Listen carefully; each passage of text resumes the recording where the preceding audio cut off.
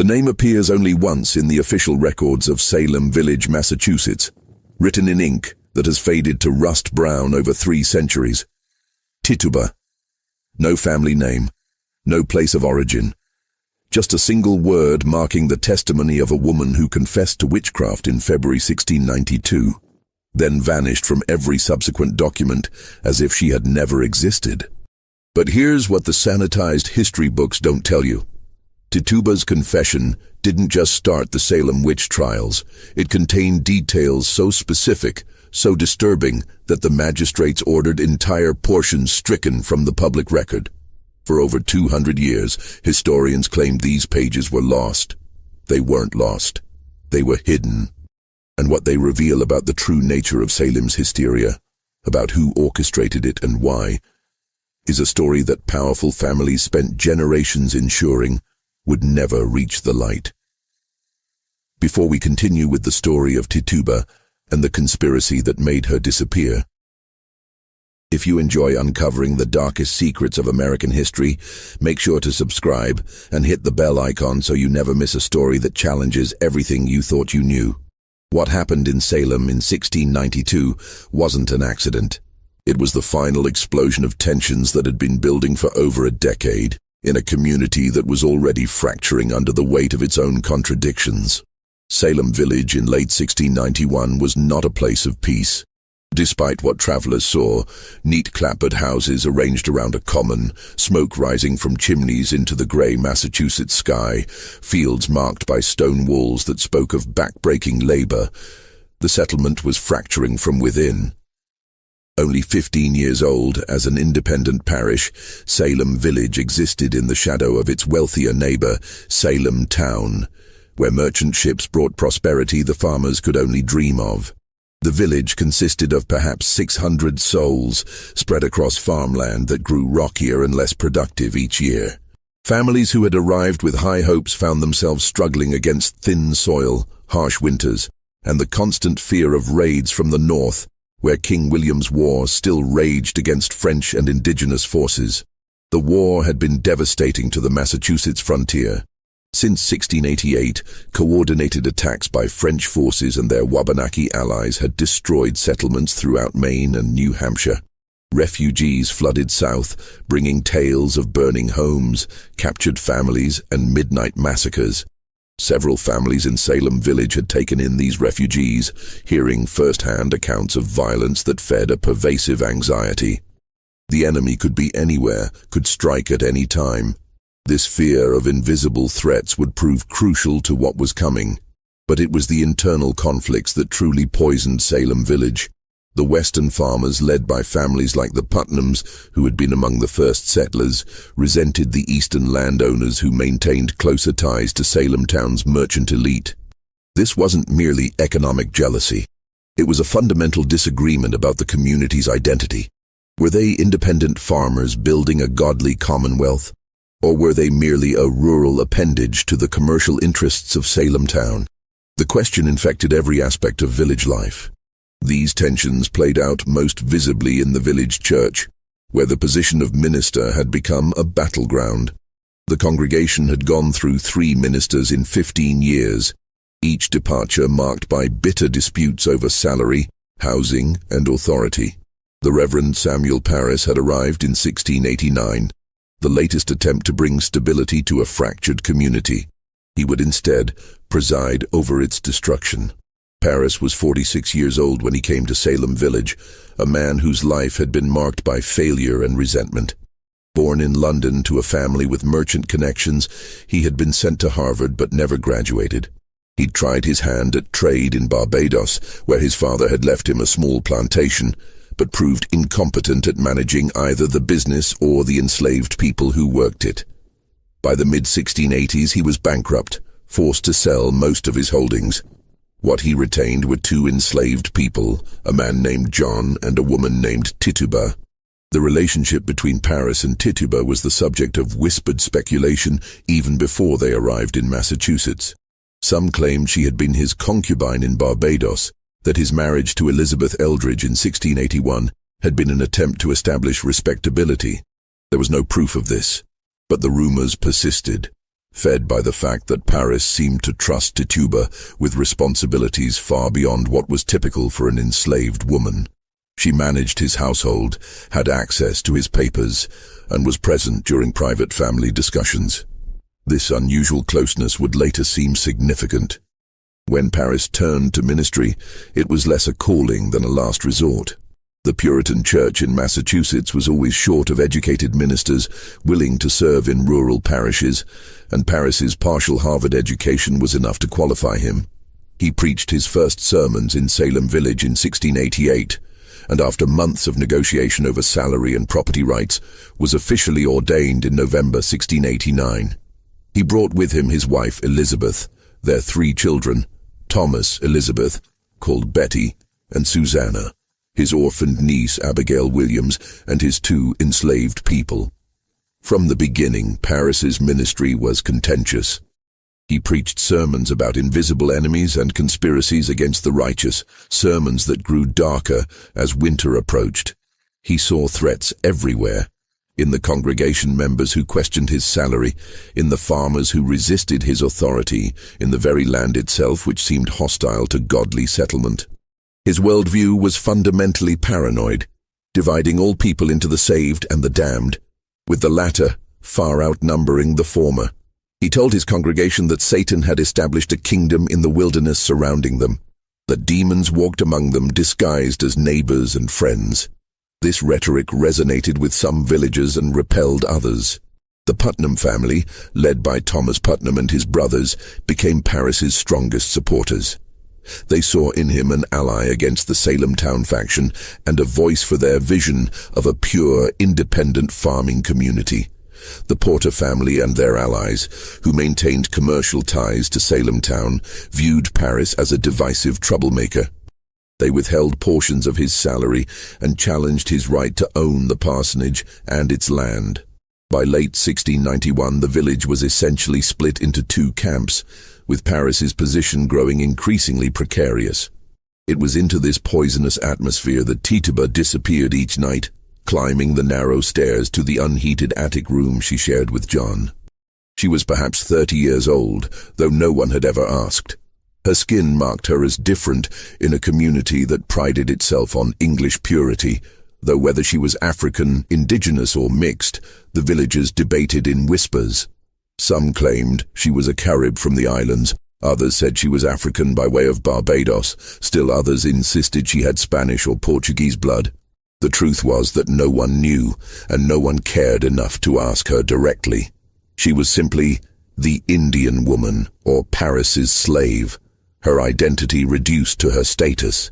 Tituba spoke rarely and always in a peculiar accent that some claimed was Spanish, others Portuguese, still others a corrupted English picked up in the Caribbean. She had learned the language in Barbados, that much was known, before Parris purchased her and brought her to the frozen north.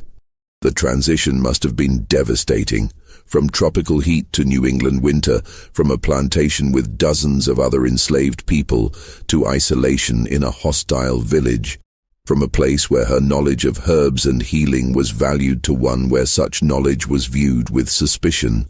She worked from dawn until long after dark, cooking, cleaning, tending the garden, caring for Betty and Abigail, spinning, weaving, making soap and candles, all the endless labor that kept a colonial household functioning. Parris paid her nothing, of course. She was property, not a person. But he also depended on her completely. His wife Elizabeth was often ill, suffering from ailments that were never clearly diagnosed, but which left her bedridden for days at a time. Without Tituba, the household would have collapsed. In the kitchen where Tituba spent most of her hours, there was a particular stone in the hearth that had cracked from repeated heating and cooling. She would stare at that crack sometimes when she thought no one was watching. The pattern resembled a bird in flight, wings spread wide. Those who noticed thought she was simple-minded, prone to daydreaming. They had no idea she was remembering. Remembering what, exactly? The historical record is silent. But we can imagine. Perhaps a life before enslavement, before the Middle Passage, or the plantation, or the sale that brought her to Paris. Perhaps family, language, home, all the things that had been stripped away. Or perhaps she was simply planning. calculating, waiting for an opportunity that she knew would eventually come, because Tituba, as events would prove, was anything but simple-minded. The other person who spent significant time in the Parris household was Abigail Williams, Parris's niece. She was 11 years old in the winter of 1691-1692, orphaned under circumstances that were never clearly explained. Some said her parents had died in an Indian raid in Maine, others that they had succumbed to disease. Parris had taken her in out of family obligation, but he treated her more as a servant than a daughter. Abigail slept in a small room off the kitchen, helped Tituba with household work, and received minimal education beyond basic reading and religious instruction. Abigail was a sharp, observant child with a talent for reading people. She understood the tensions in the household, her uncle's resentment at his treatment by the congregation, her aunt's chronic illness, the whispered arguments about money. She also understood that her position was precarious. If Parris's ministry failed, if the family had to leave Salem Village, what would become of her? An orphaned girl with no property and no prospects had few options in colonial Massachusetts. She would likely be bound out as a servant to whatever family would take her. This anxiety made Abigail hyper-aware of power dynamics. She watched how her uncle wielded authority through his sermons, how certain families commanded respect while others were dismissed.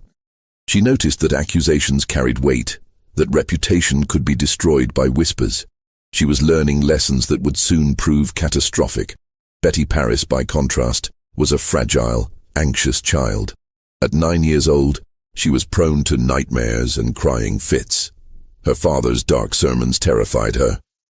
He preached about children being born in sin, about the devil seeking to claim young souls, about the torments awaiting the damned.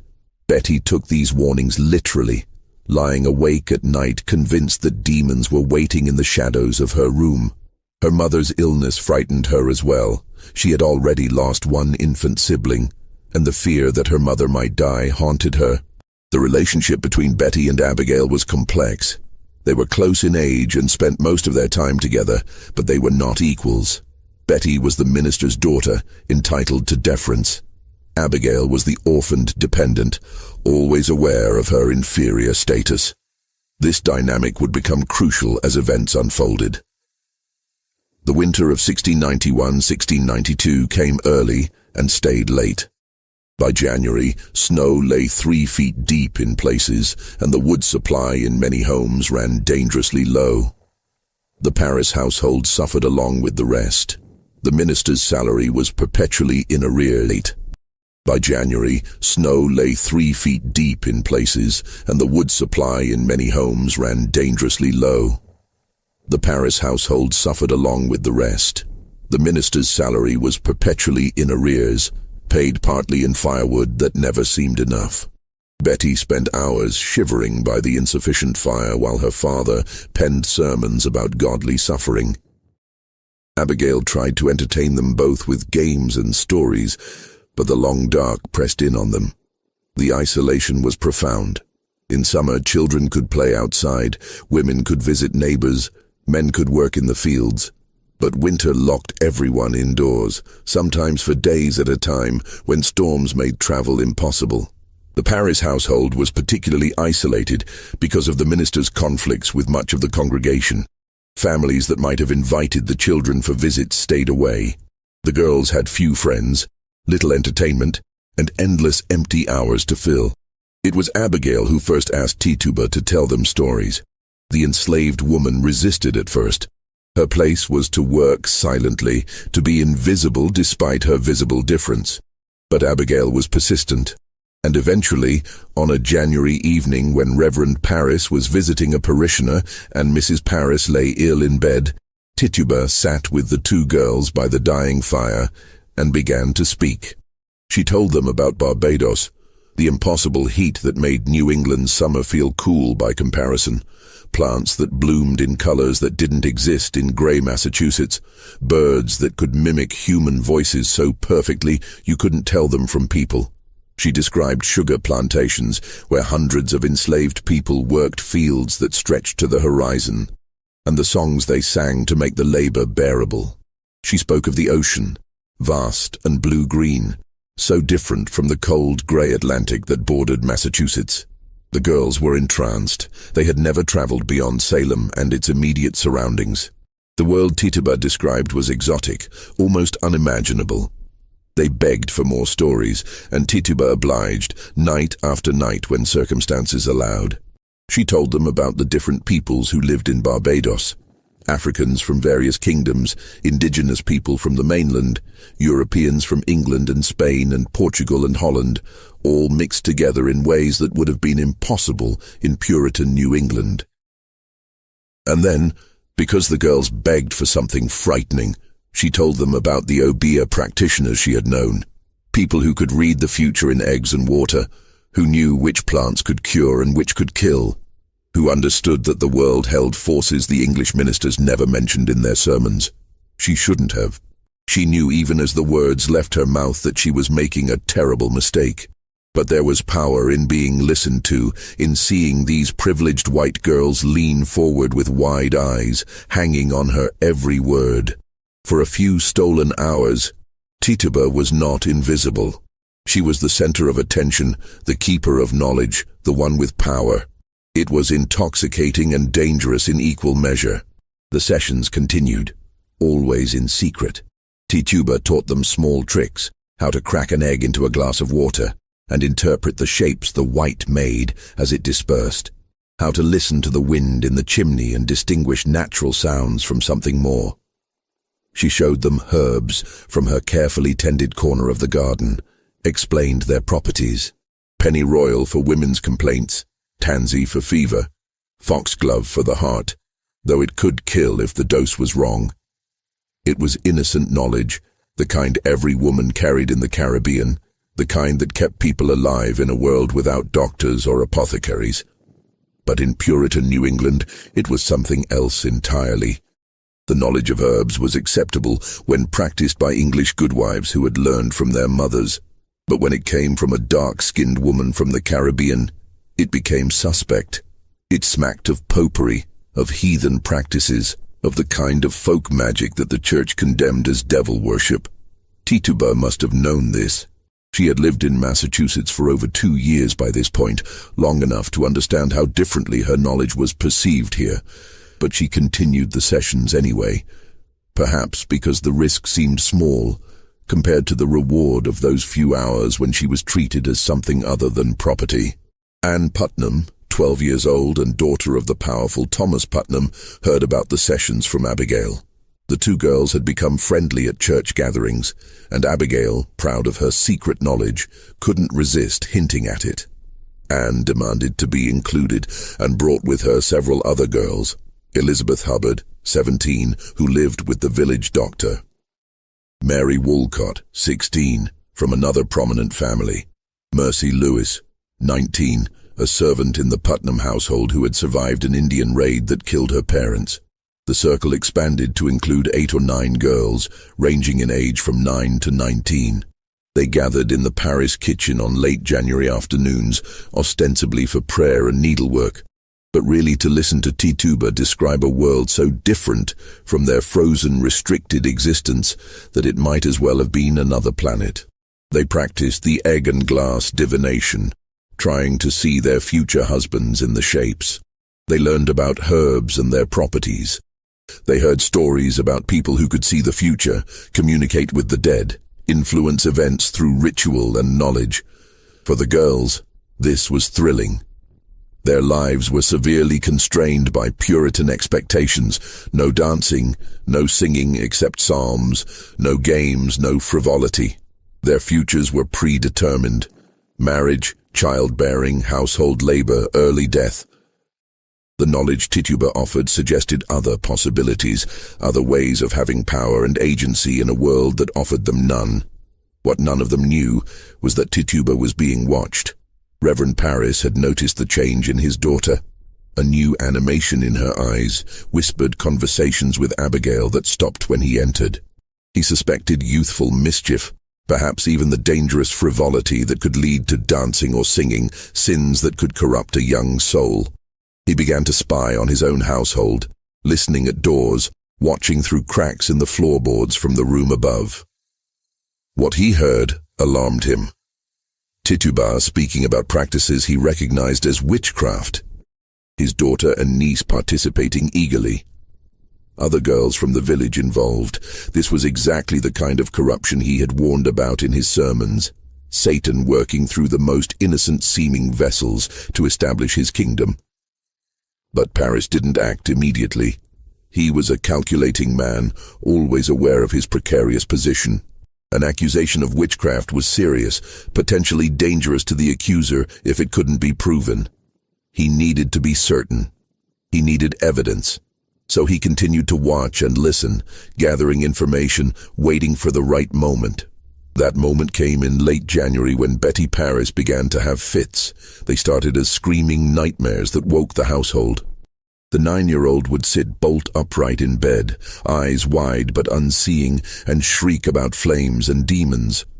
Mrs. Parris rushed to comfort her, but Betty seemed not to recognize her own mother. She spoke in a strange voice, sometimes crying out words that made no sense, sometimes going rigid and silent for minutes at a time. The fits progressed quickly. Soon Betty was having episodes during the day, crying out in pain, contorting her body into strange positions. She would suddenly freeze in the middle of a task, staring at something no one else could see. She complained of being pricked by invisible needles, of pressure on her chest that made it hard to breathe. She tried to throw herself into the fire and had to be physically restrained. Reverend Parris was initially convinced this was divine punishment for some sin in his household. He led hours-long prayer sessions, begging God to reveal what transgression had brought this affliction upon his daughter. But the fits only worsened. Betty began having convulsions, her body jerking violently. She made sounds like a dog barking or a cat hissing. She tried to bite people who came near her. The village doctor, William Griggs, was called. He was an elderly man with limited medical knowledge, trained through apprenticeship rather than formal education. He examined Betty thoroughly, checking for fever, looking for signs of disease, asking about her diet and habits. He found nothing physically wrong.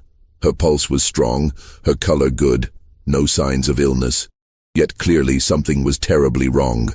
After several visits, Dr. Griggs spoke the words that would doom Salem. The evil hand is upon her. In the medical understanding of the time, this was a diagnosis of last resort. When no natural cause could be found for an illness, especially one involving strange behaviors and convulsions, supernatural causes were considered. The evil hand meant witchcraft. Someone was using occult means to torment the child. The diagnosis spread through the village like wildfire. The minister's daughter was bewitched. Satan had struck at the heart of the godly community. If the minister's own household wasn't safe, no one was. Within days, Abigail Williams began displaying similar symptoms. She had fits during which she screamed and convulsed. She claimed to see specters, ghostly figures that tormented her. She tried to run up the chimney, insisting she could fly. She spoke in voices that didn't sound like her own. The two girls' afflictions seemed to feed off each other, each episode triggering a response in the other. Then Ann Putnam began having fits. Then Elizabeth Hubbard. Then Mary Wolcott. The affliction spread among the girls who had gathered in Tituba's circle, each developing similar symptoms. They would freeze in place mid-conversation or suddenly cry out as if being stabbed by invisible needles. They saw visions, dark shapes in the corners of rooms, animals that spoke with human voices, women flying through the night air. The pattern of symptoms was remarkably consistent across all the afflicted girls. They experienced sudden fits of screaming and convulsing, periods of rigid paralysis, sensations of being pricked, pinched, or bitten by invisible forces, visions of specters that others couldn't see, speaking in strange voices or languages, attempting dangerous acts like running into fire or up chimneys. Physical contortions that seemed impossible for their bodies. Modern medical historians have proposed various explanations for these symptoms. Some suggest ergot poisoning from contaminated rye. Ergot is a fungus that can cause convulsions and hallucinations. Others point to encephalitis, epilepsy, or psychological factors like mass hysteria or conversion disorder. Some argue the girls were simply faking, engaged in a conspiracy of fraud. But in February 1692, there was only one explanation that made sense to the villagers: witchcraft. Someone was using demonic power to torment these innocent girls. The question was, who? The village erupted into panic. Families gathered for prayer meetings that lasted hours, and God to protect them from the invisible evil. Reverend Parris preached sermons about Satan's assault on the godly, about the need to root out the witches who had made a covenant with the devil. The Putnam family, powerful and influential, demanded action. If Satan had established a foothold in Salem village, the godly had an obligation to destroy it. But there was a problem. The afflicted girls couldn't or wouldn't name their tormentors. When asked who was afflicting them, they would cry out in pain, claiming the witches were choking them to prevent them from speaking. This went on for weeks, building tension and fear throughout the community. Behind the scenes, pressure was building on the girls to name names. Their families questioned them repeatedly. Reverend Parris interrogated Betty and Abigail for hours. The village leaders made it clear that the crisis couldn't be resolved until the witches were identified. The girls were the only ones who could see the specters, the only ones who could name the guilty. The entire community was depending on them. It's impossible to know what was going through the girls' minds during this period. Were they genuinely experiencing something they interpreted as supernatural attack? Were they caught up in a shared delusion, each girl's symptoms reinforcing the others? Were they consciously fabricating, enjoying the attention and power their afflictions brought them? Or was it some combination of all three, perhaps starting with genuine illness or psychological distress, then being shaped and directed by adult expectations and pressure? What's clear is that by late February, the girls were ready to name names, and the names they chose were not random. On February 25, 1692, arrest warrants were issued for 3 women: Sarah Good, Sarah Osborne, and Tituba. The choice of these 3 was not random, though the villagers would later claim the afflicted girls had named them spontaneously during fits. Each woman had been carefully selected for maximum vulnerability. Sarah Good was perhaps 40 years old, though she looked older. She had once been from a respectable family, but her father's suicide and subsequent legal battles over his estate had left her impoverished. Her first husband died, leaving debts, and her second husband, William Good, was a laborer who could barely support them. They were homeless, moving from place to place, sleeping in barns and begging for food and shelter. Sarah had a sharp tongue and cursed those who refused her charity. She smoked a pipe, unusual for a woman. She had given birth to a baby girl just months earlier, and the infant was sickly. Sarah was exactly the kind of person Puritans associated with witchcraft: poor, angry, disreputable, living on the margins of society. Sarah Osborne was in her late 50s, bedridden with illness. She had scandalized the community years earlier by living with her second husband before marrying him. She had also been involved in a legal dispute with the Putnam family over land. She rarely attended church, claiming illness prevented her. Like Sarah Good, she was already marked as different and difficult, someone the community would easily believe capable of witchcraft. And then there was Tituba, enslaved, dark-skinned, foreign, known to have knowledge of herbs and Caribbean practices. She was the perfect scapegoat, legally powerless with no family to defend her and no standing to refuse anything demanded of her. But Tituba was also the key. The Putnam family had been asking questions, gathering information. They knew about the kitchen sessions, the stories, the egg and glass divinations. They knew she had been teaching the girls practices that could be interpreted as witchcraft. They knew she was vulnerable, and they knew that if they could get her to confess, it would validate everything: the girls' afflictions, the existence of a witchcraft conspiracy, the need for aggressive prosecution. What they didn't know was that Tituba had already made a choice. She had seen this coming. She had watched the girls' afflictions spread, had heard the whispers. had felt the net closing around her. She knew she would be accused, and she had decided exactly how she would respond. The preliminary examinations took place in the Salem Village meeting house on March 1st. The building was packed. Nearly every villager had come to witness the spectacle. People stood in the aisles, crowded into the gallery, pressed against the walls. The atmosphere was electric with fear and anticipation. Magistrates John Hathorne and Jonathan Corwin had traveled from Salem town to conduct the proceedings. Hathorne was a wealthy merchant and politician, a man of considerable power in the colony. He was also deeply convinced of the reality of witchcraft and the need to prosecute it aggressively. He would conduct the examinations not as neutral inquiries but as prosecutions, assuming guilt and demanding confession.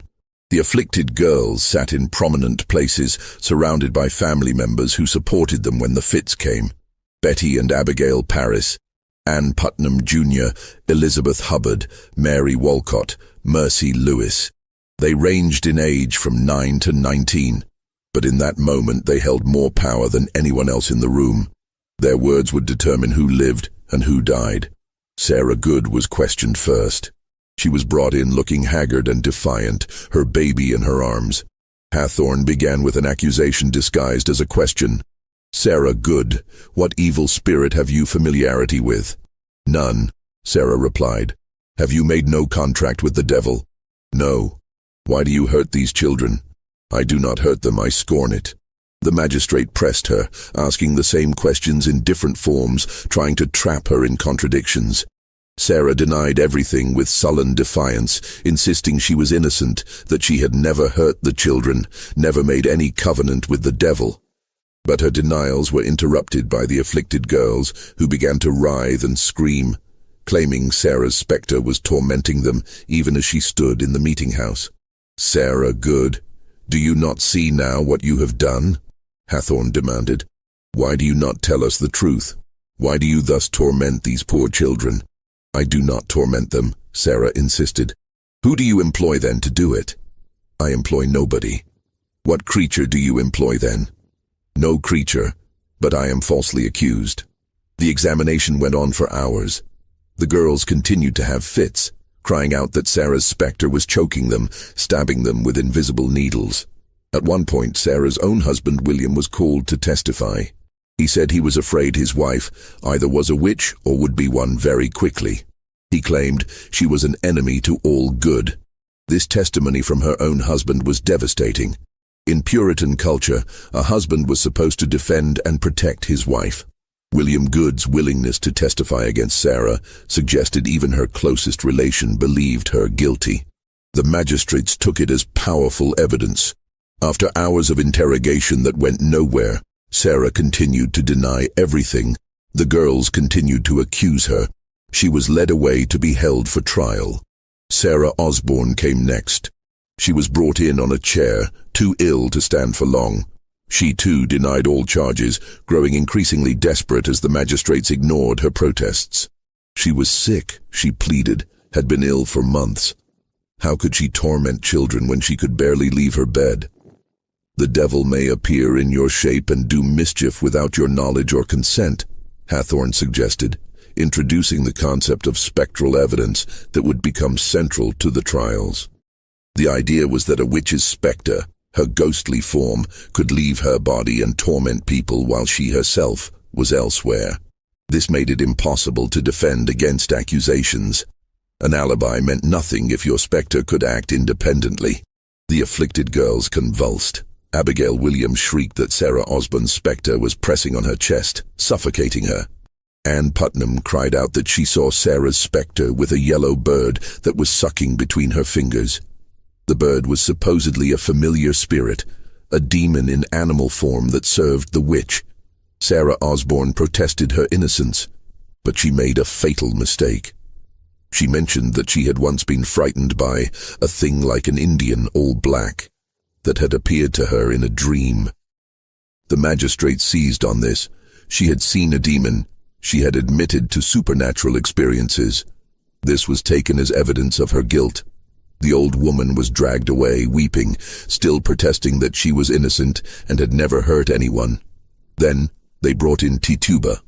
She stood before the magistrates, a dark-skinned woman in a plain grey dress, her eyes downcast. Reverend Parris sat in the front row, his face rigid. He had beaten her the night before, she would later testify, demanding to know what she had done to his daughter. The welts on her back throbbed with each breath. She knew what they wanted from her. More importantly, she knew what they needed. The meeting house fell silent. Everyone leaned forward.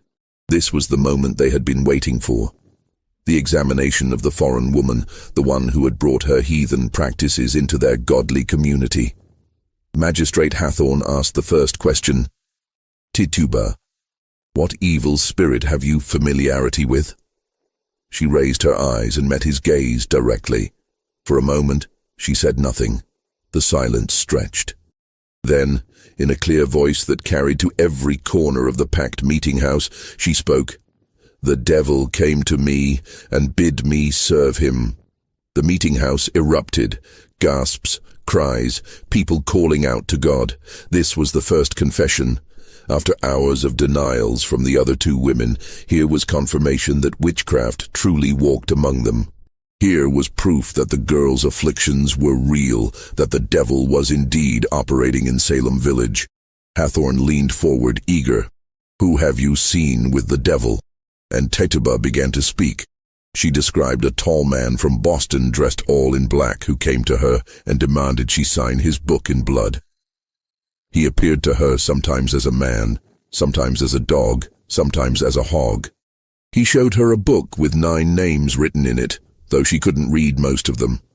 She saw Sarah Good's name there, and Sarah Osborne's. There were others too. He said he would give me many fine things, Tituba replied. What did he want you to do? He wanted me to hurt the children. And did you hurt them?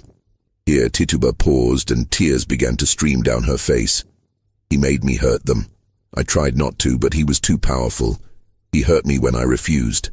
She showed marks on her arms, bruises that could have been from anything but which she claimed were from the devil's punishments. The magistrates questioned her for hours that first day. The crowd listened, rapt. Tituba's testimony was everything they had hoped for and more. She described in vivid detail her encounters with the devil.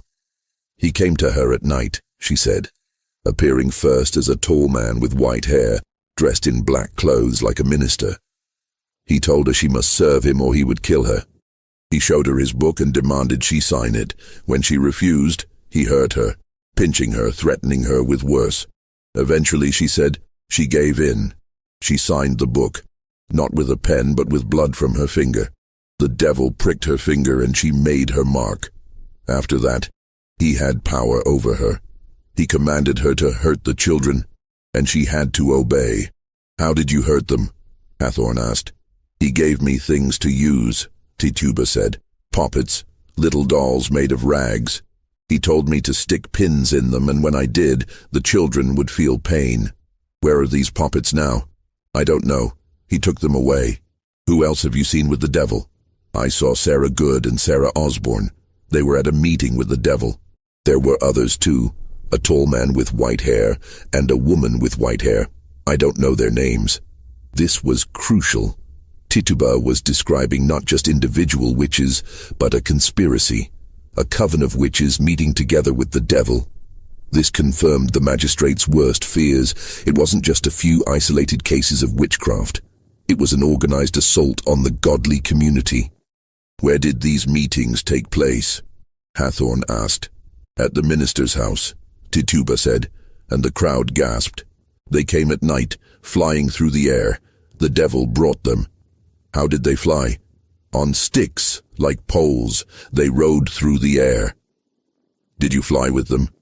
Yes, Tituba admitted. The devil made me. We flew to Boston and back in one night. This detail, the flight to Boston, was particularly significant. It suggested the witchcraft conspiracy extended beyond Salem Village to the provincial capital. The threat was even larger than they had imagined. The examination continued into a second day, then a third. Each session drew larger crowds. People traveled from surrounding towns to hear Tituba's testimony. She became the star witness, the one who could reveal the full extent of the conspiracy. And with each telling, her testimony expanded. She added more details, described more encounters, implicated more people without naming them directly. She spoke of a yellow bird that the devil gave her as a familiar spirit. It would suck blood from between her fingers. A black dog that appeared to her and demanded she serve the devil. A red cat and a black cat that were also familiar spirits. Midnight rides through the air to witch meetings. A white-haired woman and a tall man with white hair who were also witches, though she didn't know their names. The Devil's Book, which had 9 names in it, suggesting there were 9 witches in total, operating in the area. She wept frequently during her testimony, insisting she wanted to return to God, that she had been forced into the devil's service against her will. She begged forgiveness, said she would tell everything she knew if it would help catch the other witches. It was brilliant in its way. Every detail she provided was vivid enough to seem true, but vague enough to be unverifiable. She gave the magistrates exactly what they wanted, not just a confession, but proof of a vast conspiracy. The hysteria that would consume Salem over the next months had its foundation in those 3 days of testimony. But there was something else in Tituba's words, something the magistrates didn't consciously register, but that the more astute listeners detected. She was describing real people. When she spoke of the tall man from Boston, certain families exchanged glances. When she mentioned the woman with white hair, whispers rippled through certain sections of the crowd. Tituba was settling accounts. Consider what she was doing. She was an enslaved woman with no legal rights, no property, no power. She had been beaten, threatened, accused of a crime that carried the death penalty. She could have simply denied everything, like Sarah Good and Sarah Osborne. But she had seen what happened to them. Their denials were ignored, they were assumed guilty anyway, and they would likely be executed. So instead, Tituba confessed. But she confessed strategically. She gave the magistrates a story that confirmed their beliefs about witchcraft, while also implicating people who had harmed her or whom she had reason to resent. The tall man from Boston in black clothes like a minister. That description could fit any number of merchants or officials who had visited Parris's household. The white-haired woman could be Sarah Osborne, yes, but also resembled other women in the village who had treated Tituba poorly. She was painting her accusations in broad strokes that allowed others to fill in specific faces based on their own grievances. And it worked. Over the coming months, as more people were accused, many of them matched descriptions Tituba had provided. She had given Salem a template for identifying witches, and the villagers used it enthusiastically. On the 3rd day of her examination, as her testimony wound down, Magistrate Hathorne made a crucial decision.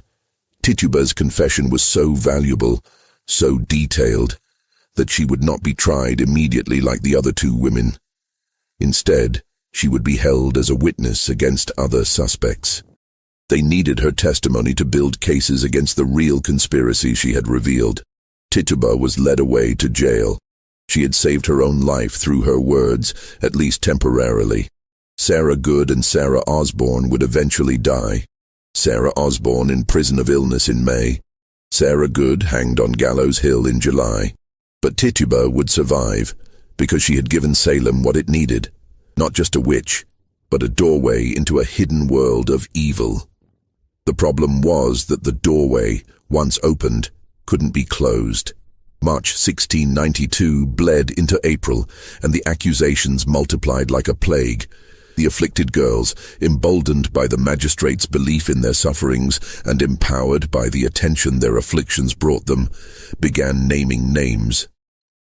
And the names they chose revealed the true nature of what was happening in Salem Village. On March 11th, Martha Corey was accused. This was shocking. Martha was a full church member, a woman known for her piety and sharp intelligence. She had made the mistake of expressing skepticism about the girls' afflictions, suggesting they might be faking. She had also questioned whether spectral evidence should be trusted. After all, if the devil could appear in someone's shape without their consent, how could you prove guilt? Her skepticism made her suspect.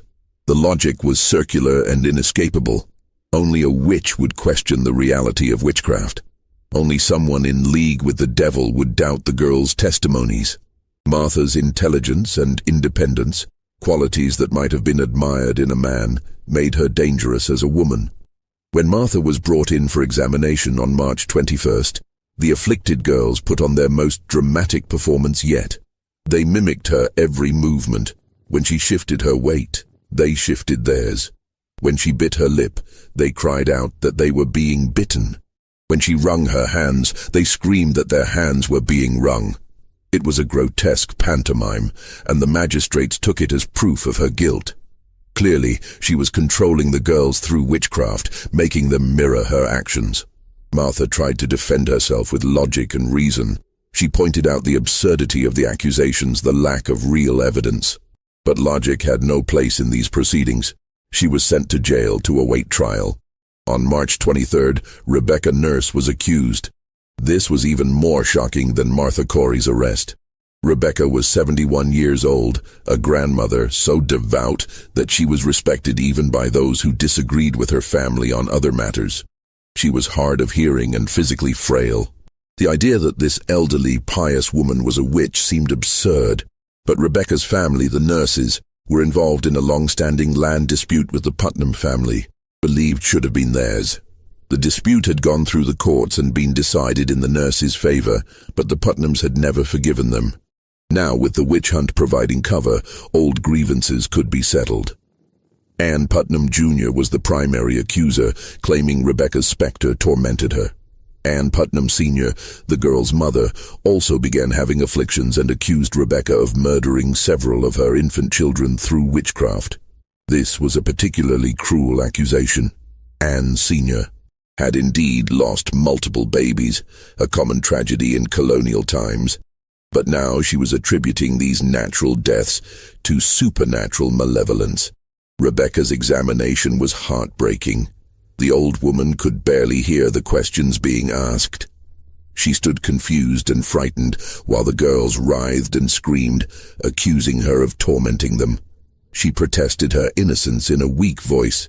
"I can say before my eternal Father I am innocent, and God will clear my innocency." But God did not clear her innocency, at least not in the eyes of the magistrates. She was sent to jail, and her arrest sent a clear message. No one was safe.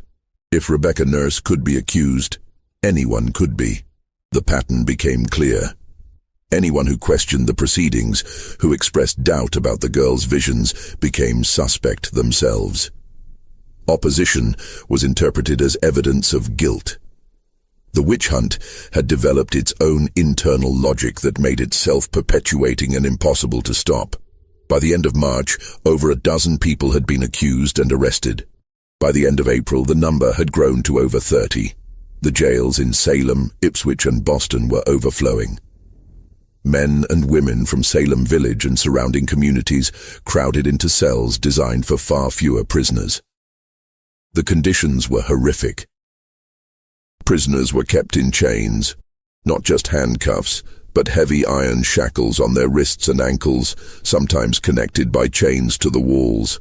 The weight of the chains caused injuries, cutting into flesh, making movement painful.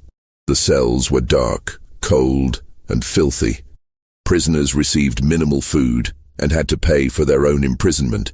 A fee was charged for each day in jail, for the chains, even for the arrest warrant. Those who couldn't pay suffered even worse conditions. Sarah Good gave birth to a baby in jail, manacled. The infant died within days. Sarah's 4-year-old daughter, Dorcas, was also arrested after the afflicted girls claimed the child's specter bit them. Little Dorcas was kept in chains so heavy she could barely move. She would survive the ordeal physically, but carry psychological scars for the rest of her life, never fully recovering from the trauma. The accusations followed patterns that revealed their true nature. People who were accused tended to be those involved in property disputes with accusers' families, those who had questioned the proceedings or expressed skepticism, those who were already marginalized, the poor, the elderly, the socially awkward. those whose families had opposed Reverend Parris or supported his enemies, women who were too independent, too outspoken, too wealthy, or too poor, anyone who had made enemies in the small, claustrophobic world of Salem Village. Behind the public spectacle, a more calculated campaign was unfolding. The Putnam family was at its center. Thomas Putnam was the most influential man in Salem Village, despite never holding high office. His family had been among the first settlers, and he owned significant land holdings, though not as much as he believed he deserved. His father's will had disappointed him, leaving substantial property to a stepmother Thomas despised. Several land disputes with neighbors had gone against him. He supported Reverend Parris fiercely, seeing in the minister an ally against the Salem town elite who looked down on village farmers. His wife, Ann Putnam Sr., who had suffered multiple miscarriages and infant deaths, 7 children lost before they reached adulthood. These tragedies had left her bitter and convinced that supernatural forces were working against her family. She began having afflictions in March, giving adult credibility to the children's testimonies. At 30 years old, she was the oldest of the afflicted, and her accusations carried particular weight. Their daughter, Ann Putnam Jr., was 12 years old and the most prolific of the afflicted girls. She would eventually accuse 62 people of witchcraft, more than any other accuser. Some historians would later note that nearly every person Ann accused had some connection to the Putnam family's grievances. People who had won land disputes against them, families who supported rival factions in village politics, those who had questioned Reverend Parris's right to certain property. But Ann Jr. was a child. Someone was guiding her accusations, providing names, describing old resentments in language a 12-year-old transformed into visions and spectral torments. That someone was her mother, Ann Putnam Sr., who would herself begin having afflictions in March.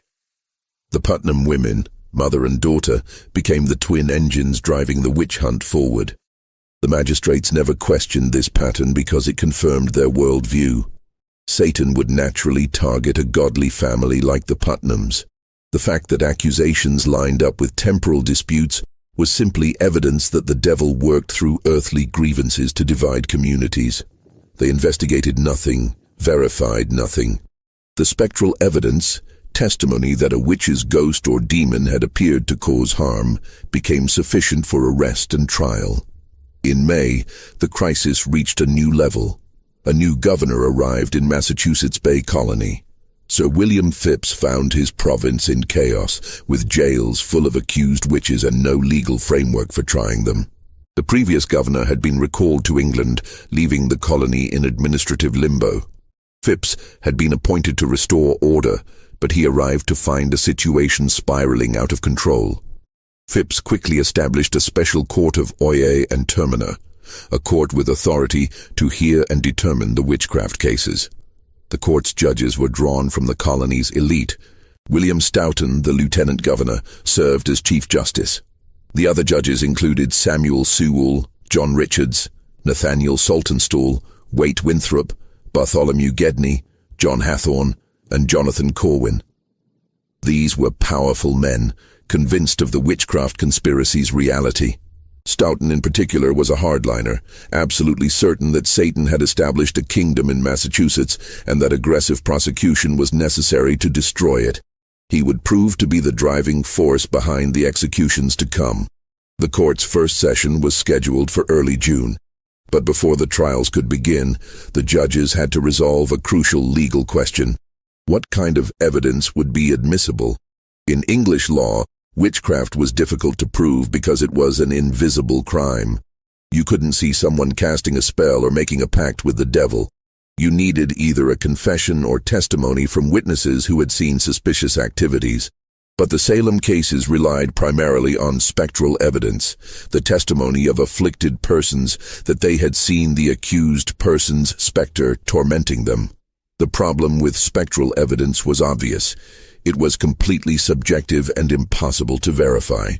If someone claimed to see your ghost attacking them, how could you prove they hadn't? You couldn't. The only defense was to deny it, but denial was taken as further evidence of guilt. It was a perfect trap. Some ministers and legal authorities expressed concerns about spectral evidence. Most notably, several Boston ministers wrote a letter urging caution, pointing out that the devil might appear in the shape of innocent people to deceive the afflicted. If that was possible, then spectral evidence alone couldn't prove guilt. But the judges, led by Stoughton, decided to allow spectral evidence. They reasoned that God wouldn't permit the devil to appear in the shape of innocent people. That would be too deceptive, too contrary to God's justice. Therefore, if someone's spectre was seen tormenting the afflicted, that person must have given the devil permission to use their shape, which meant they were guilty. This decision sealed the fate of everyone accused. With spectral evidence admissible, conviction was almost inevitable. The afflicted girl's visions, which couldn't be verified or challenged, became the primary evidence. And the girls, realizing the power they held, used it freely. The first trial was held on June 2, 1692. Bridget Bishop stood before the court of Oyer and Terminer, accused of witchcraft. Bridget was about 60 years old, a tavern keeper known for colorful dress and sharp tongue. She had been married 3 times, unusual for a woman of her era. She wore red bodices and other bright clothing that Puritans considered immodest. Her tavern was a place where people drank and played games like shovelboard, activities the more strict Puritans frowned upon. She had been accused of witchcraft once before, years earlier, though the charges had been dropped. Now she faced accusation again, and this time the court was determined to convict. The evidence against her included spectral evidence from the afflicted girls, who claimed her spectre tormented them. Testimony from neighbors who said she had appeared to them in spectral form years earlier. The discovery of poppets, rag dolls with pins stuck in them, supposedly found in the walls of her house during renovation. Claims that she had a preternatural teat on her body where familiar spirits could suck. The poppets were particularly damaging. In the folklore of the time, witches supposedly made dolls representing their victims and stuck pins in them to cause pain. The fact that such dolls had allegedly been found in Bridget's house seemed like concrete evidence. Bridget denied everything. She insisted she was innocent, that she had never hurt anyone, that she knew nothing about witchcraft. But her denials were useless. The spectral evidence was overwhelming, and the judges were convinced of her guilt. The trial lasted only 1 day.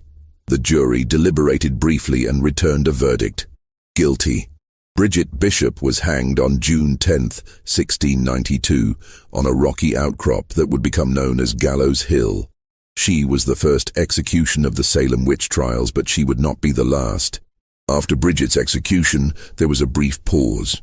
One of the judges, Nathaniel Saltonstall, resigned from the court, reportedly disturbed by the proceedings and the reliance on spectral evidence.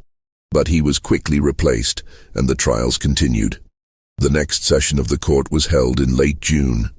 5 women were tried and convicted: Sarah Good, Rebecca Nurse, Susanna Martin, Elizabeth Howe, and Sarah Wilds. Rebecca Nurse's trial was particularly controversial. Despite the spectral evidence against her, many people testified to her good character. 39 members of the community signed a petition declaring their belief in her innocence. The jury initially returned a verdict of not guilty, but Chief Justice Stoughton was not satisfied. He sent the jury back to reconsider, pointing out testimony they had supposedly overlooked. Under pressure, the jury changed their verdict to guilty. Governor Phipps granted Rebecca a reprieve, but then rescinded it after the afflicted girls had renewed fits. Rebecca Nurse, 71 years old and pious to the end, was condemned to hang. Sarah Good went to her death cursing Reverend Nicholas Noyes, who urged her to confess. "You are a liar," she shouted at him. "I am no more a witch than you are a wizard, and if you take away my life, God will give you blood to drink." According to legend, Noyes died years later of a hemorrhage, choking on his own blood. The 5 women were hanged together on July 19, 1692. A crowd gathered to watch. The condemned were brought to Gallows Hill in a cart, their hands bound. They were allowed to pray and speak final words, though Sarah Good's curses were probably not what the authorities had hoped for. Then, one by one, they were hanged. Hanging in colonial times was not the quick death of a modern execution with a calculated drop to break the neck. The condemned were made to climb a ladder, a noose was placed around their neck, and then the ladder was removed. They died slowly of strangulation, their bodies jerking and convulsing as they suffocated. It could take several minutes. The crowd watched it all. After the bodies stopped moving, they were cut down and buried in shallow graves nearby. The families were not allowed to claim the bodies for proper burial. Witches didn't deserve Christian burial in consecrated ground, but Rebecca Nurse's family defied this order. Under cover of darkness, they retrieved her body and buried it secretly on their property. The exact location was kept secret for generations, marked only by a small stone, to prevent authorities from disturbing the grave. August brought more trials and more executions. On August 19th, 5 more people were hanged. George Burroughs, John Proctor, John Willard, George Jacobs Sr., and Martha Carrier. George Burroughs was a former minister of Salem Village, a Harvard-educated man who had left the position years earlier after disputes with the congregation. He was accused of being the ringleader of the witches, the black man who presided over their meetings. The evidence against him was particularly flimsy. He was unusually strong for his size, supposedly lifting heavy barrels with ease, which was taken as evidence of supernatural strength. And he had been married multiple times, with some of his wives dying under circumstances that were now reinterpreted as suspicious. At the gallows, Burroughs recited the Lord's Prayer perfectly.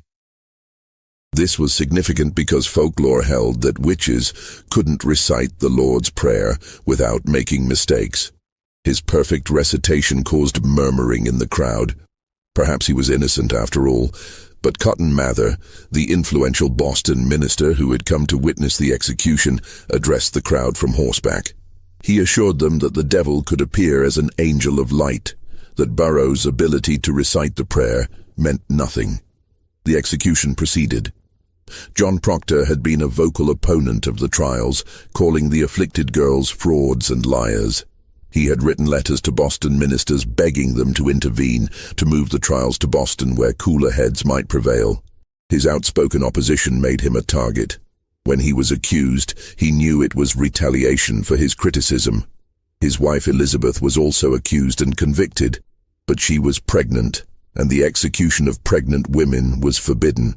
She would survive in jail until after the trials ended.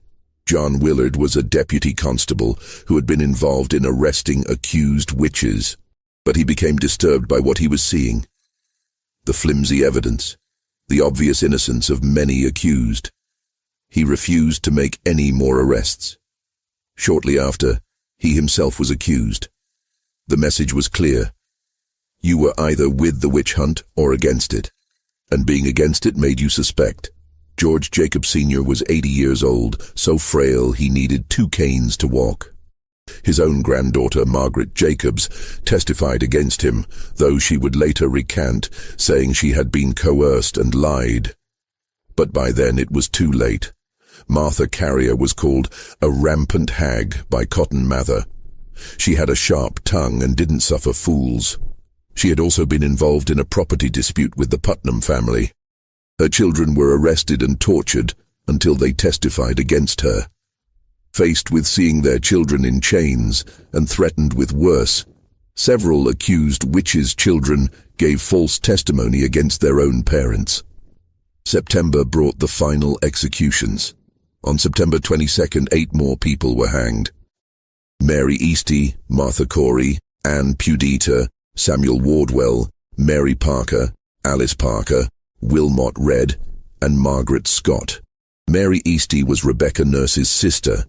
She had actually been released briefly after her initial arrest, but then the afflicted girls had renewed fits, and she was rearrested. She wrote a petition to the judges that stands as one of the most eloquent documents of the trials. I petition to your honors not for my own life, for I know I must die, and my appointed time is set, but that no more innocent blood may be shed. I would humbly beg of you that your honors would be pleased to examine these afflicted persons strictly and keep them apart some time, and likewise to try some of these confessing witches. I being confident there is several of them has belied themselves and others. She was asking the judges to do what they should have done from the beginning. Test the afflicted girls' testimonies, separate them to see if their stories remained consistent. Question the confessions that had been obtained through coercion and torture. But her petition was ignored. She was hanged with the others. Martha Corey, the church member who had questioned the proceedings, went to her death maintaining her innocence. Her husband, Giles Corey, had already died in a particularly horrific manner. Giles was 80 against them when his wife was accused. He himself was accused shortly after. But Giles refused to enter a plea. He wouldn't say guilty or not guilty. Under English law, a person who refused to plead couldn't be tried. This was a problem because if he wasn't tried, his property couldn't be confiscated. Giles was protecting his son's inheritance. The authorities had a solution: peine forte et dure, hard and forceful punishment. Giles was stripped and laid on the ground. A board was placed on his chest, and heavy stones were piled on top one by one. The weight was meant to force him to enter a plea, but Giles refused. For 2 days he lay under increasing weight, his ribs cracking, his breathing becoming more labored. Witnesses said that when the sheriff asked him to plead, Giles' only response was, "More weight." He died on September 19th, crushed to death, never having entered a plea. His property passed to his sons. It was a final act of defiance, and it came at a terrible cost. By the end of September, 19 people had been hanged, 1 had been pressed to death, and at least 5 more had died in prison. Dozens more awaited trial. The jails were overflowing. Families were destroyed. The community was traumatized, and through it all, Tituba sat in her cell. The magistrates had lost interest in Tituba as more exciting suspects emerged. They had her confession on record. They didn't need her testimony for subsequent trials. Her detailed confession had served its purpose. It had validated the existence of a witchcraft conspiracy and provided a framework for understanding the afflictions. But once that framework was established, Tituba herself became irrelevant. Reverend Parris, who legally owned her, refused to pay her prison fees. In the bizarre accounting of the time, an accused person had to pay for their imprisonment, a fee for each day in jail, for the chains, for the food, such as it was, even for the arrest warrant. If found guilty and executed, their property was seized to pay these fees. But Tituba had confessed, then provided information, putting her in a strange legal limbo. She was guilty but useful, enslaved but unpaid for. Parris's refusal to pay her fees was effectively abandoning her. He could have paid the fees and retrieved his property, but he chose not to. Perhaps he couldn't afford it. His salary was still in arrears, and he was struggling financially. Perhaps he was ashamed of her, embarrassed that his own enslaved woman had been the first to confess to witchcraft. Or perhaps he simply wanted to forget she existed, to erase this reminder of how the whole nightmare had started. In the dim jail cell, Tituba had time to think. She shared space with other accused women, and she listened. She heard their stories, their protests of innocence, their confusion about who had accused them and why. A picture emerged in those whispered conversations, one that Tituba had suspected but now confirmed. The accusations followed a pattern of property disputes, family rivalries, and petty grudges elevated to cosmic significance. Rebecca Nurse's family had been involved in land disputes with the Putnams. John Proctor had publicly called the afflicted girls frauds. Martha Corey had questioned the proceedings. George Burroughs had left Salem Village years earlier under contentious circumstances. On and on, each accusation could be traced to some mundane conflict, now recast as spiritual warfare. Tituba understood because she had initiated this pattern. Her testimony had been strategic from the beginning. The tall man from Boston she described wore clothes similar to those worn by wealthy merchants who had, on occasion, visited Reverend Parris before he moved to Salem Village. men involved in business disputes with him. The white-haired woman resembled Sarah Osborne, yes, but also bore characteristics of other women who had treated Tituba poorly. She had painted her accusations in broad strokes that allowed others to fill in specific faces based on their own grievances. She had weaponized the magistrate's fears and the community's paranoia, and it had worked beyond her darkest imaginings. But by autumn, the trials were beginning to collapse under their own weight. The problem was that the accusations kept expanding. Too many people had been accused, including increasingly prominent citizens. Wives of merchants were named. Ministers' relatives were accused. Even Governor Phipps's own wife, Lady Mary Phipps, was cried out upon by the afflicted girls. This was a turning point. When the accusations reached the very top of colonial society, the men in power suddenly became much more skeptical. The spectral evidence that had seemed so convincing when applied to marginal figures like Sarah Good or Rebecca Nurse appeared dangerously unreliable when it threatened the governor's wife. If anyone could be accused based solely on visions and dreams, then no one was safe. The very men who had promoted the trials began to fear for themselves and their families. There were other problems. Several of the confessed witches had recanted, saying they had lied under torture or coercion. Margaret Jacobs, who had testified against her grandfather, George Jacobs Sr., publicly recanted her testimony, admitting she had been forced to lie. She wrote, "They told me if I would not confess I should be put down into the dungeon and would be hanged, but if I would confess, I should save my life." The confessions, which had been taken as proof of the conspiracy's reality, were revealed to be products of torture and fear. If the confessions were false, what did that say about the entire proceedings? In October, Reverend Increase Mather, one of the most influential ministers in the colony and father to Cotton Mather, published a treatise titled Cases of Conscience Concerning Evil Spirits. In it, he questioned the use of spectral evidence. His most famous line would be quoted for centuries: "It were better that 10 suspected witches should escape than that one innocent person should be condemned." This was a direct challenge to the trials. Increase Mather was not some marginal figure. He was president of Harvard, a man whose opinion carried enormous weight. His treatise was endorsed by 14 other prominent ministers. The message was clear. The trials had gone too far, and the methods being used were unreliable. Governor Phipps, seeing the political winds shift and worried about his wife's safety, dissolved the court of Oyer and Terminer on October 29, 1692. The trials were suspended. A new superior court was established with strict rules about evidence. Spectral testimony was no longer sufficient for conviction. Confessions obtained through coercion were inadmissible. Physical evidence was required. The new court convened in January 1693. Of 52 people tried under the new rules, only 3 were convicted, and Governor Phipps quickly pardoned them. By May 1693, all remaining accused persons had been released or pardoned. The witch hunt was over. The final toll was devastating. 19 people hanged. 1 person pressed to death. At least 5 deaths in prison. Over 200 people accused. Dozens of families destroyed. A community traumatized for generations, except for Tituba. She remained in jail because Reverend Parris refused to pay her prison fees.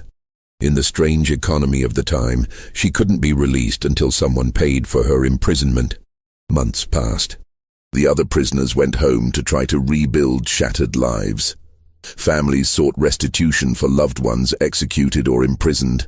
The community struggled to understand what had happened, how neighbors had turned on each other with such venom. Tituba stayed in her cell through the winter of 1693 into spring, through summer. Parris made no move to retrieve her. He had left her to rot, either from poverty, spite, or shame. She was his property, but also his accusation. The first confession that had validated the entire nightmare. Perhaps he couldn't face her. Perhaps he simply wanted to forget she existed. The conditions of her continued imprisonment were harsh. By this point, she was alone. The other accused had been released or executed. She was kept in chains in a cold, dark cell. She received minimal food. No one visited her. She had been forgotten by everyone except the jailer who charged daily fees for her imprisonment. In April 1693, 13 months after her arrest, an unknown person paid Tituba's prison fees. The amount was £7, a substantial sum, equivalent to several months' wages for a labourer. The jail to a new owner to satisfy the debt. The transaction was recorded in a single line of a ledger. Tituba, Indian woman, sold to name illegible for £7. Then Tituba vanished from all historical documents. No record of her subsequent life exists. No death notice, no property transfer, no mention in anyone's diary or letter. The woman whose confession had ignited the most infamous witch hunt in American history disappeared as if she had never been. The official narrative of Salem took shape quickly after the trials ended. It was a mistake, the authorities claimed. A tragic delusion, perhaps caused by fraud or mass hysteria, exploited by scheming accusers.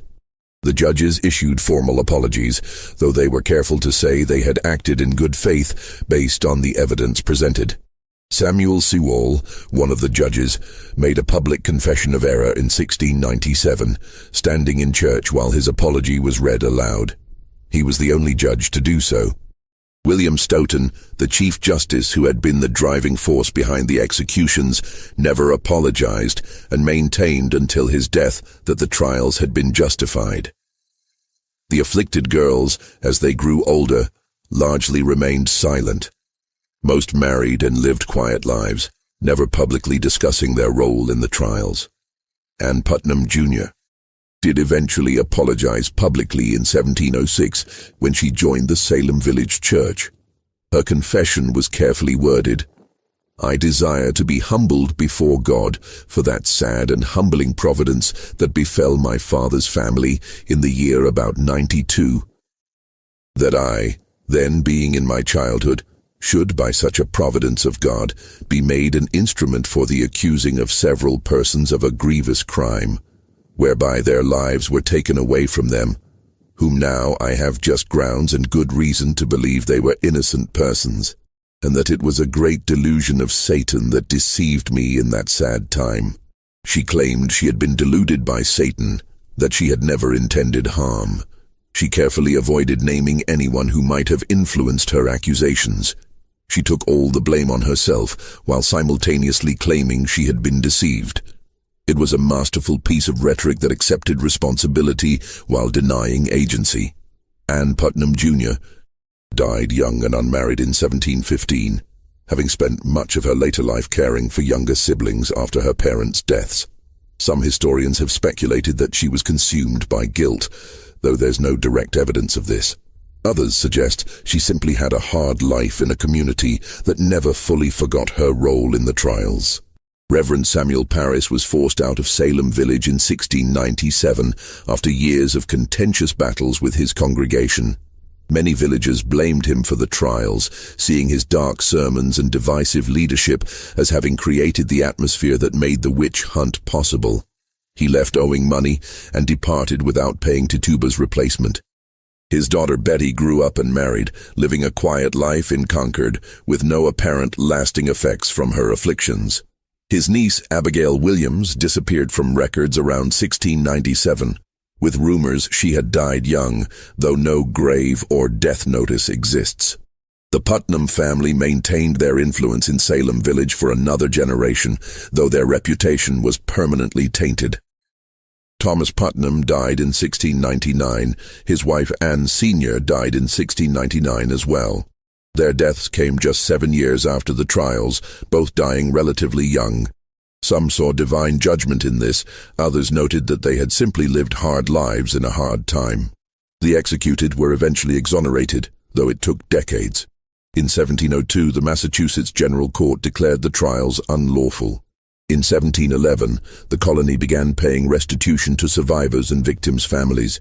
The amounts were often insultingly small. £20 for a life taken, a few pounds for months of imprisonment. Some families received nothing because they couldn't prove their relative had been innocent or because bureaucratic obstacles prevented payment. In 1957, more than 250 years later, Massachusetts formally pardoned all who had been convicted. In 2001, the last 5 victims were officially exonerated by name. The process of acknowledging the injustice took over 3 centuries. But Tituba was never exonerated because she had never been convicted. Her confession had saved her from trial, then condemned her to obscurity.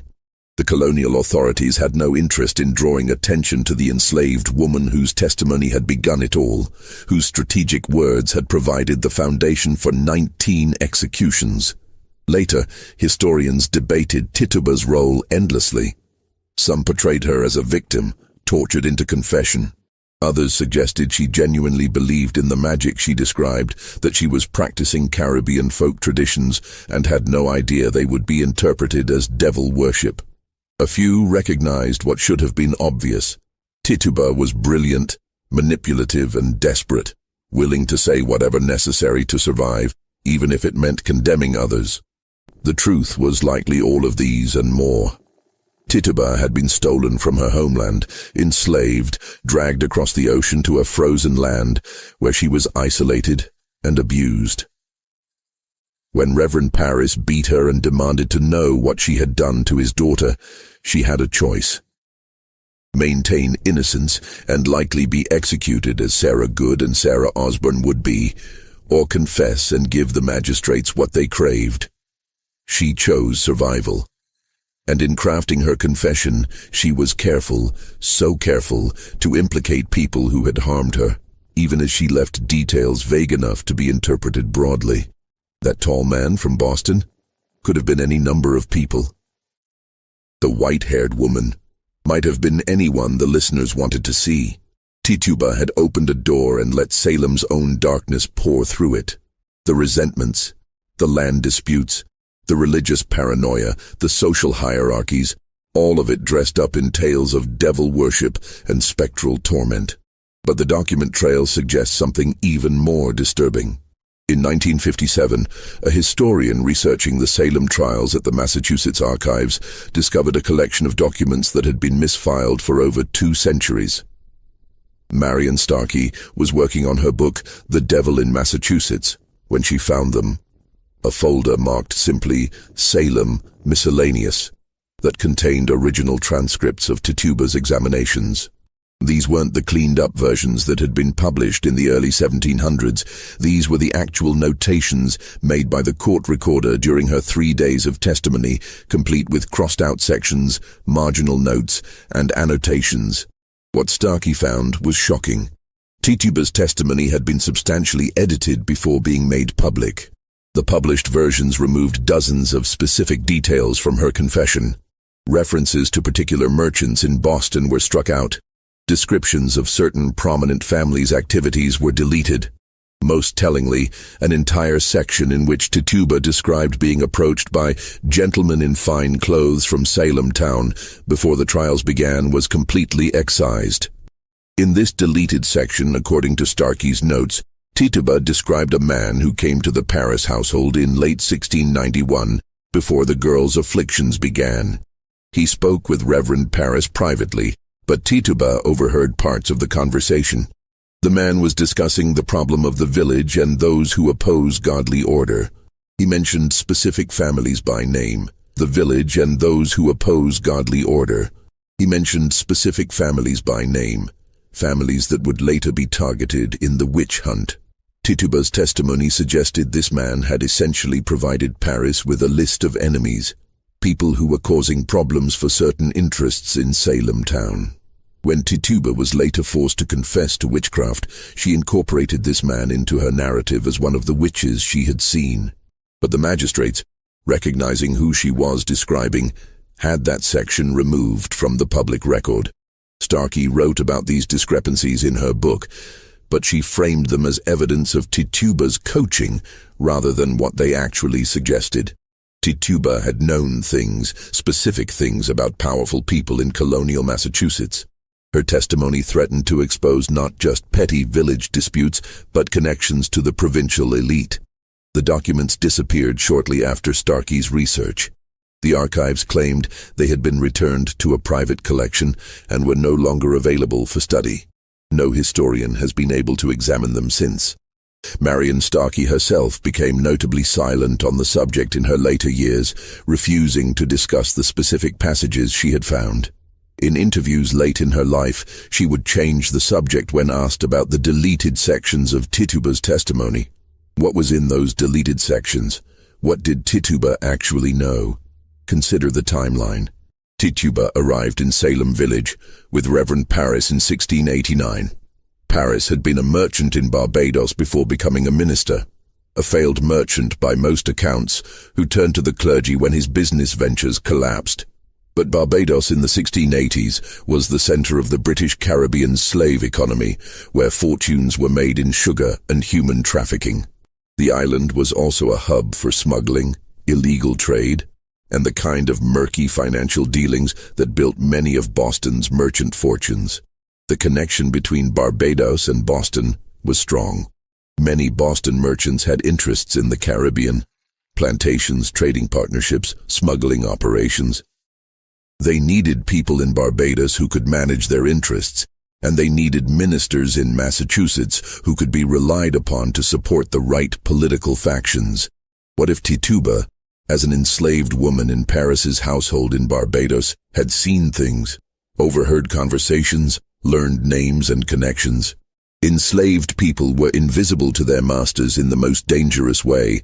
The owners spoke freely in front of them, assuming they were too ignorant or too cowed to understand. But Tituba was neither. When Parris brought her to Massachusetts, she would have carried that knowledge with her. She would have seen the same men who visited Parris in Barbados now visiting him in Salem Village. She would have heard the same names, the same business discussions. And when the witch trials began, when she was beaten and interrogated and threatened, she deployed it. The tall man from Boston wasn't a demon. He was a real person, someone connected to the Caribbean trade, someone whose involvement in the trials would have been devastating to reveal. The deleted passages that Marion Starkey found likely contained enough specific information to identify this person and his associates. That's why they were removed. That's why after the trials ended and apologies were issued and exonerations were granted, Tituba was left to disappear. She knew too much. Her continued existence, her ability to speak, was a threat. The unknown person who paid her prison fees in April 1693 and then purchased her, that wasn't mercy. It was containment. Someone bought her silence along with her body, then made sure she could never tell her story again. Salem Village tried to forget. The meeting house where the examinations took place was eventually torn down. The homes of the executed were sold off. The accusers married and had children and told them nothing of what they had done. The village itself was renamed Danvers in 1752, perhaps hoping a new name would erase the old stain. But in the quiet hours, people remembered. They remembered the screaming girls and the crowded courtroom. They remembered neighbors led away in chains. They remembered the bodies hanging on Gallows Hill, and they remembered that it had all started with an enslaved woman's confession. Over the years, stories circulated. Travelers passing through claimed that on certain nights, you could still hear screaming from the old jail. Others said the site where Gallows Hill had been, its exact location now lost, deliberately obscured, was perpetually cold even in summer. These were the expected ghost stories, the kind that attach to any site of tragedy.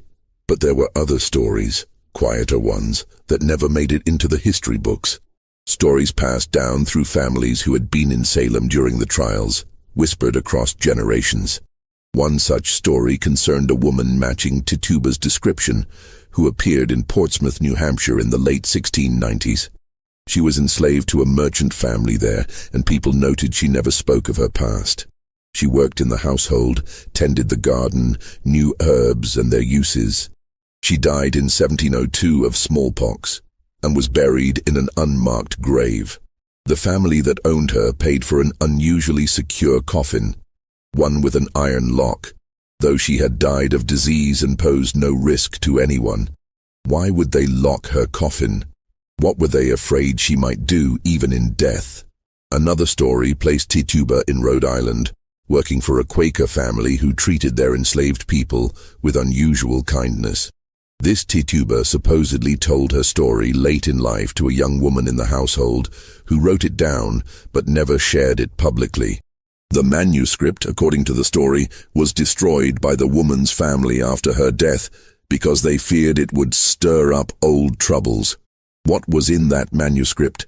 What version of events did Tituba tell when she finally had a sympathetic listener? A third account came from a Boston merchant's diary entry from 1695, discovered in the 1920s and quickly returned to private hands. The merchant wrote about encountering a Caribbean woman at the docks who approached him and called him by a name he hadn't used since his time in Barbados. She smiled at him, he wrote, and said, "The tall man from Boston remembers, I think." Then she disappeared into the crowd. The merchant never mentioned her again in his diary, but his entries from that point forward grew increasingly anxious, filled with references to old sins and divine judgment. He died in 1698, relatively young, of what was described as a wasting illness. Were any of these stories about the real Tituba? There's no way to know. The historical record maintains its silence. But the stories themselves are telling. They suggest a woman who survived, who carried dangerous knowledge, who was both free and perpetually hunted. They suggest that powerful people continued to fear her long after the trials ended. There's another possibility, darker still. What if Tituba never left Salem jail alive? What if the unknown person who paid her fees and purchased her did so not to employ her, but to silence her permanently? The transaction is recorded. £7 paid, Tituba sold, but there's no record of where she went or who bought her. The name in the ledger is illegible, perhaps deliberately so. In colonial Massachusetts, the death of an enslaved person didn't require much documentation. They were property, not people. If Tituba died shortly after her release, if her new owner disposed of her body in an unmarked grave or in the ocean, there would be no record. She would simply cease to exist in the documentary record, which is exactly what happened. This possibility is supported by the complete absence of any trace of her after April 1693. In a society that documented everything, births, deaths, property transfers, church memberships, legal disputes, Tituba leaves no mark. For a woman who had been at the center of the most significant event in Salem's history, this absence is suspicious. It suggests not just obscurity but active erasure. The Salem Witch Trials are taught in American schools as a cautionary tale about mass hysteria and the dangers of false accusations. Students learn about spectral evidence and Puritan religious extremism. They might read Arthur Miller's The Crucible, which uses Salem as an allegory for McCarthyism. The message is always the same. This was a dark chapter, a mistake, something that could never happen now. But the part of the story that gets glossed over is the most important. Salem wasn't an accident. It was the weaponization of fear and accusation by people with power against those without it. It was the transformation of ordinary grievances into cosmic evil. It was what happens when testimony is valued over evidence, when confession is coerced, when the vulnerable are sacrificed to protect the comfortable. And at the heart of it was an enslaved woman who understood all of this, who saw the game being played and decided to play it herself. Tituba's confession wasn't the hysterical raving of a tortured victim or the genuine belief of a folk practitioner. It was a calculated act of survival that turned the weapon of false accusation against those who had wielded it, if only for a moment. The fact that her testimony was edited, that documents were hidden, that she was made to disappear, all of this suggests that the authorities knew at some level what she had done. They knew she had been controlled and deployed. They knew the trials had been a corruption from the beginning, and they chose to bury that knowledge along with her. That's the story America never wanted told. Not the one about witches or ergot poisoning or mass delusion. The story about deliberate manipulation of law and fear by the powerful. enabled by a system that made certain people's voices count and others disappear. The story about how easy it is to turn neighbor against neighbor when the right mechanisms are in place. The story about who gets remembered and who gets erased. Tituba's name appears in every account of Salem, but she herself remains invisible. The woman who sparked it all, whose words sent 19 people to their deaths, who outlived her accusers and judges and then vanished. We know almost nothing about her. Where she was born, how she learned what she knew, what she thought as she sat in that jail cell, listening to the screams of the dying, what became of her after someone bought her freedom and her silence. The archives stay closed. The documents remain missing. The descendants of Salem's prominent families maintain their respectability, and Tituba stays buried in the blank spaces of history, a name without a face, a voice without an echo. But the fact that we don't know her story is itself part of the story. The erasure is the point. Some histories are too dangerous to tell, some truths too threatening to power to be allowed into the record. Salem couldn't afford to acknowledge that its witch hunt had been orchestrated, that testimony had been coached and edited, that an enslaved woman had been both victim and strategist. So they let her disappear, and in that disappearance, in that carefully maintained silence, lies the real horror of Salem. Not demons or witches or spectral torment, just people with power protecting themselves, and a woman who briefly threatened that power before being swallowed by the mechanism she had helped create. The question that haunts Salem isn't whether witches were real, it's what happened to Tituba. Where did she go after April 1693? Did she live out her days in quiet servitude, carrying her secrets to an unmarked grave? Did she die shortly after her release, silenced permanently by those who feared what she knew? Or did she survive, moving from place to place, always looking over her shoulder, always aware that powerful people wanted her gone? We'll never know. The historical record is silent, and that silence is deafening. It tells us everything we need to know about who controls history, whose stories get told, and whose get buried. 300 years later, we're still telling stories about Salem. We've built museums and memorials. We've written books and plays and movies. We've analyzed the trials from every angle, psychological, sociological, legal, religious. But we still don't know what happened to the woman who started it all. Maybe that's intentional. Maybe some stories are meant to stay buried. Maybe the real lesson of Salem isn't about the dangers of superstition or the importance of due process. Maybe it's about power. Who has it, how they use it, and what they'll do to keep it. Tituba understood power. She understood that in a world where she had none, the only weapon available was words. So she used them, carefully and strategically, to survive. And for a brief moment, she had more power than anyone in Salem. The power to name names, to shape the narrative, to determine who would be accused and who would be spared. But that power was temporary and dangerous. The moment she was no longer useful, she became a liability. And liabilities get eliminated. That's the story America never wanted told. Not because it's about witchcraft or Puritans or colonial Massachusetts, but because it's about now. About how power works, about who gets to speak and who gets silenced, about whose stories matter and whose disappear.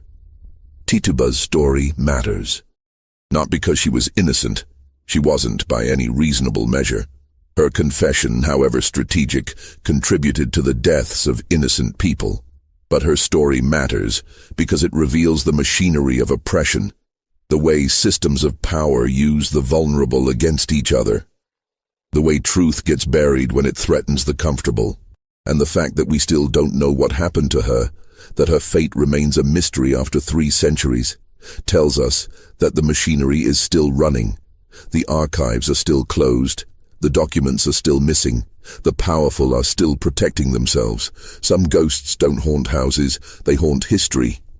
And Tituba's ghost haunts every gap in the record, every missing document, every unanswered question about Salem. She's there in the silence, in the things we don't know and aren't allowed to know. Maybe that's the most terrifying thing about Salem. Not what happened, but what we're still not allowed to understand about what happened. Not the executions, but the erasure. Not the witch hunt, but the cover-up. And at the center of it all, invisible and inescapable, is a woman whose name we know but whose story we don't. A woman who spoke words that changed history, then disappeared into the silence that history creates for people like her. Tituba, no family name, no place of origin, no grave, no ending. Just a name in the records, and a void where her life should be. That void is the story. That silence is the truth. And it's still speaking, if we're willing to listen. What do you think of this story? Could Tituba have been silenced to protect powerful families, or was her disappearance just the tragic fate of countless enslaved people whose stories were never recorded? Leave your comment below, and if you want to discover more hidden stories from America's darkest chapters, make sure to subscribe and turn on notifications. History has a way of burying the truth.